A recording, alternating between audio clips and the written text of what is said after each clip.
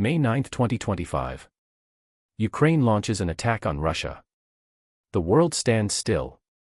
In the face of such a high-stakes crisis, the question on everyone's mind is, what would Donald Trump do? The answer might surprise you. Let's dive into what could very well be one of the biggest international incidents of the decade. What would the former US president do? How would he navigate the chaos and try to protect both America's interests and global peace? Well, let's break it down.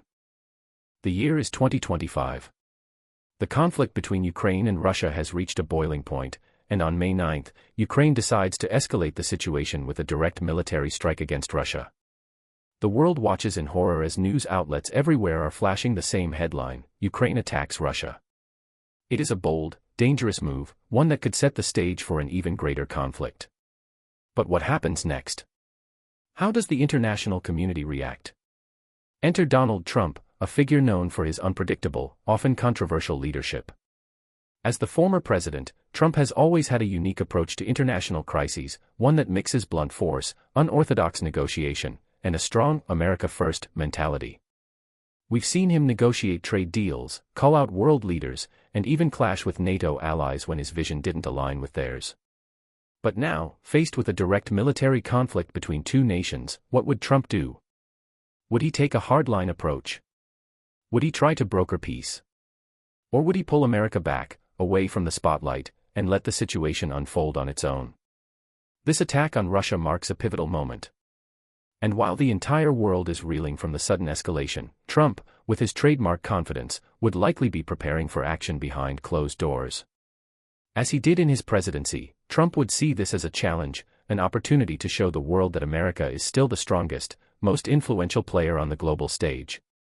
Would he take the opportunity to act decisively? Or would he let others lead the charge?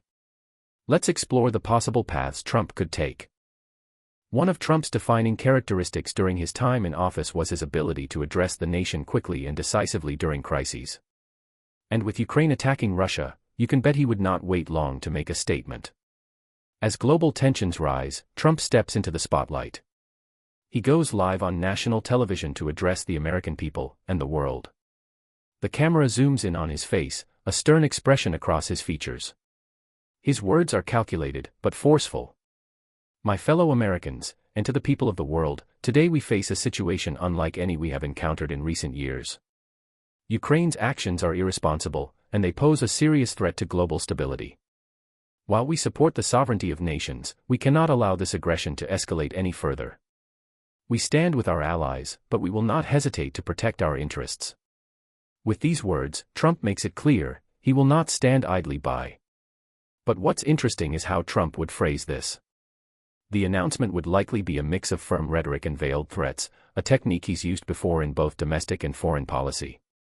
Trump is no stranger to taking a hard stance, and in this moment, he would certainly want to show strength. But while the words may sound harsh, Trump would likely follow up with a hint of diplomacy. After all, he is a negotiator at heart. He might continue, "We're working behind the scenes to ensure this doesn't escalate into something even worse. But let this be clear, America's safety comes first. We will do what it takes to protect our people and our interests." This speech would send a message to both Ukraine and Russia: America is watching closely, and America is not afraid to take action. But Trump, despite his bold statements, would likely leave the door open for negotiations, an opportunity to de-escalate before things get completely out of hand. But what comes next? Trump has always been a pragmatist when it comes to global diplomacy. Would he choose military intervention? Or would he attempt to work behind the scenes to negotiate a peace deal? Trump's first instinct would likely be to leverage economic power. He has always believed that America's economic strength is its greatest weapon. With a flick of his pen, Trump could impose severe sanctions on Ukraine, targeting their financial systems, cutting off trade, and freezing assets. "If you want to play in the big leagues, you need to follow the rules," he might say in a private meeting with his advisors. But Trump wouldn't stop there. He's always been one to seek a deal, and with tensions rising between Ukraine and Russia, Trump would likely see this as a prime opportunity to reassert America's leadership on the world stage. After all, one of Trump's greatest strengths is his ability to negotiate, even when the odds are stacked against him.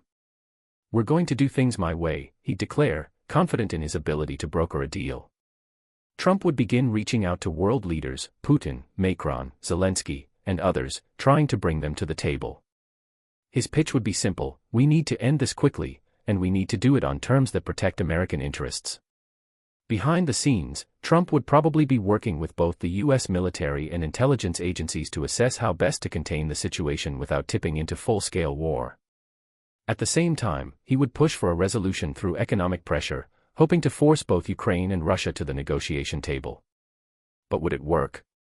Would Trump's deal-making prowess be enough to end the conflict before it escalates? One of Trump's greatest strengths as a leader is his ability to use leverage to his advantage. When it comes to foreign policy, Trump knows that strength and intimidation can often be just as important as diplomacy.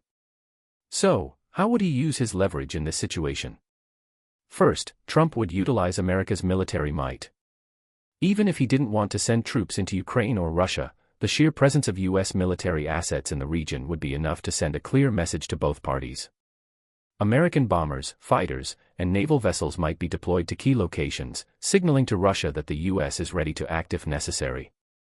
This display of power would likely force both Ukraine and Russia to reconsider their actions. But Trump wouldn't only rely on military power. He would also use America's economic clout to sway both sides. As we've seen in previous international dealings, Trump isn't afraid to use tariffs, sanctions, or trade deals to get what he wants. In this case, he could target key sectors of both Russia's and Ukraine's economies, particularly the energy and financial sectors, to force both nations to the table. Trump's strategy would be multifaceted: pressure from the military, economic sanctions, and a diplomatic push. He would use every tool at his disposal to try to de-escalate the situation. His goal: to bring both sides to the table and secure a deal that would protect American interests and ensure stability in the region. But would this be enough to get the job done? The world was watching, and so was Trump. The most dramatic moment in this crisis would undoubtedly be the face-off between Trump and Putin. The two men have a complicated history, filled with both admiration and rivalry. Trump, always confident and unafraid to make bold statements, would likely call Putin directly. "Vladimir, listen to me," Trump would say, his voice stern. "If you escalate this any further, you're going to regret it. We don't want a war, but we will act decisively if necessary." Putin, known for his own tough rhetoric and strategic mind, would respond in kind, but Trump would not back down. The two leaders would lock horns, each trying to outmaneuver the other. Trump would likely play the long game here, using his reputation as a tough negotiator to push Putin into a corner. "You can't scare me," Trump would tell Putin, "I've dealt with far worse. But if you push America too far, we'll make sure the price you pay is too high to bear." This would be a tense and pivotal moment. But Trump's reputation for being unpredictable and willing to go to extremes would put him in a strong position. The world would wait to see if his tough talk would be enough to stop Putin from further escalating the situation. As tensions reach a boiling point between Ukraine and Russia, the world watches to see how the former U.S. President, Donald Trump, will navigate this perilous moment. The stakes couldn't be higher. This isn't just about regional conflict, this is about global power dynamics, America's standing on the world stage, and the future of international relations. Trump, who has always prided himself on his ability to lead with strength and decisiveness, now faces one of the most complex geopolitical situations of his career. The question isn't just how Trump will handle the immediate crisis, but what the long-term impact of his actions will be on the United States and the world. Trump, ever the strategist, understands that leadership is a multifaceted challenge. In a moment like this, leadership isn't just about making bold statements or projecting power. It's about understanding the delicate balance between showing strength and preserving stability. The world is watching, and every move Trump makes will be scrutinized, not just by world leaders but by his supporters, his critics, and by the millions of people whose lives could be affected by the outcome of this conflict. At the heart of Trump's approach lies his fundamental belief that America must always come first. Throughout his presidency, Trump was known for his "America First" policy, where every decision was made with the overarching goal of strengthening the United States, whether through trade deals, military presence, or diplomatic strategies. But this belief isn't just a talking point, it's the foundation of his decision-making. And in the face of a global crisis, Trump would act with this core principle in mind. But there's a catch. Trump's "America First" strategy has always been controversial. His critics argue that it often ignores global responsibilities and undermines international cooperation. But in this situation, that strategy might just be the very thing that leads to peace, or at least a resolution, without escalating into full-scale war. After all, Trump has always been a master at using leverage and power plays to get what he wants. And now, in this crisis, his skills as a negotiator, his willingness to apply pressure, and his readiness to push the boundaries of diplomacy could be his greatest assets, or his most significant liabilities. The scenario is dire. Russia, led by President Vladimir Putin, is already embroiled in a war in Ukraine. The invasion, the annexation of territories, and the constant military buildup have all fueled tensions to a breaking point. On the other side, Ukraine, led by President Volodymyr Zelensky, has been fighting for its sovereignty, and the recent attack on Russian soil is seen as a desperate attempt to assert its territorial integrity. With the US caught in the middle, Trump would need to figure out how to protect American interests without pushing the world to the brink of World War III. The first thing Trump would do in this situation is to make it clear that America is not going to back down. He would call an emergency meeting with his national security team, where the primary objective would be to determine the best course of action to protect US interests, avoid direct military conflict, and maintain a position of strength. The national security team would likely present several options, increasing sanctions on both Russia and Ukraine, ramping up military readiness in Europe, and preparing for a potential humanitarian intervention. But Trump would quickly identify the key lever he would want to pull: the economy. "We don't need to send our troops into Ukraine," Trump might say. "We need to hit them where it hurts, their wallets. Sanctions will do the trick." Trump's strategy would focus heavily on economic warfare. He would likely impose severe financial sanctions on Ukraine, targeting their economy by freezing assets and cutting off trade. He might also demand that NATO allies align with the US in imposing these sanctions on Russia as well, all the while ensuring that America's economic interests remain intact. "Sanctions work," Trump might say. "They've worked before, and they'll work now. The key is to apply pressure and make sure the world knows that any aggression against a sovereign nation will come at a steep price." Trump would likely use his public platform to rally support from both domestic and international actors. He'd deliver speeches, tweet at world leaders, and make his position clear. In doing so, Trump would show the world that America is still the dominant global power, capable of wielding its influence to shape the outcome of this crisis. But Trump wouldn't stop there. As much as he would like to show strength, Trump is also a pragmatist who understands that diplomacy is often the most effective tool in resolving global conflicts. He knows that a well-placed negotiation can prevent a dangerous situation from escalating further.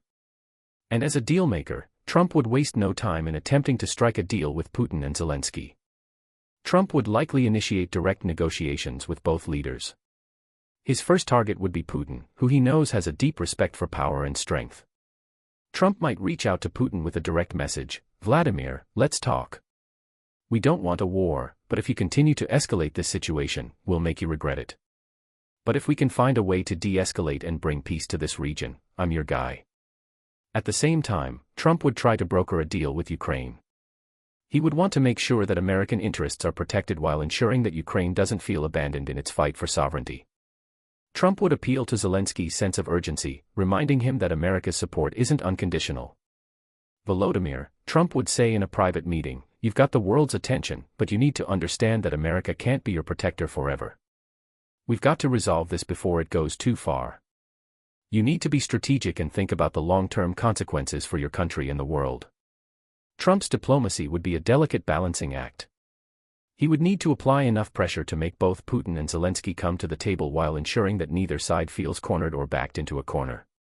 This would require Trump to use all of his experience as a negotiator, his skill at reading people, his ability to make deals, and his unwavering belief in America's power. So, what do you think?